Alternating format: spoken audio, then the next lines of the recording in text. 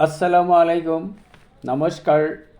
এইবাৰ অৰ্থাৎ 2025 চনত যিসকল ছাত্ৰ ছাত্ৰী মেট্ৰিক আৰু হায়াৰ ছেকেণ্ডেৰী পৰীক্ষা দিছে সেইসকল ছাত্ৰ ছাত্ৰী আৰু তেওঁলোকৰ অভিভাৱকসকলে যদি এই ভিডিঅ'টো চাইছে তেওঁলোকৰ বাবে আজিৰ এই ভিডিঅ'টো ৰিজাল্ট দিয়াৰ এতিয়াও সময় আছে। ৰিজাল্ট দিলে তোমালোকে মেট্ৰিক পৰীক্ষাত পাছ কৰা ছাত্ৰ ছাত্ৰীসকলে হায়াৰ ছেকেণ্ডেৰী ফাৰ্ষ্ট ইয়াৰত এডমিশ্যন কৰিবা।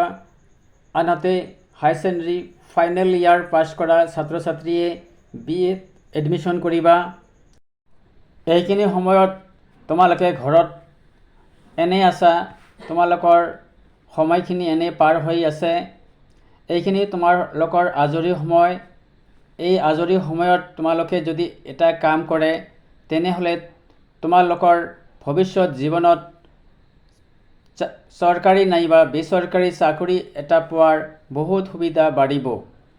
যদি এইখিনি কাম তোমালোকে নকৰে তেনেহ'লে ভৱিষ্যত জীৱনত তোমালোকে চৰকাৰী চাকৰিৰ পৰা বঞ্চিত হ'ব পাৰে। আজিকালি কম্পিউটাৰৰ যুগ।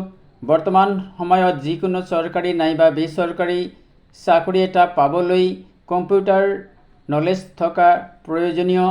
গতিকে তোমালোকে সকলোৱে যদি এটা কম্পিউটাৰ ক্লাছ কৰা, যদি তোমালোকৰ নিজৰ স্থানৰ এটা কম্পিউটাৰ চেণ্টাৰত এডমিশ্যন কৰি কম্পিউটাৰ শিক্ষা গ্ৰহণ কৰি তোমালোকে যদি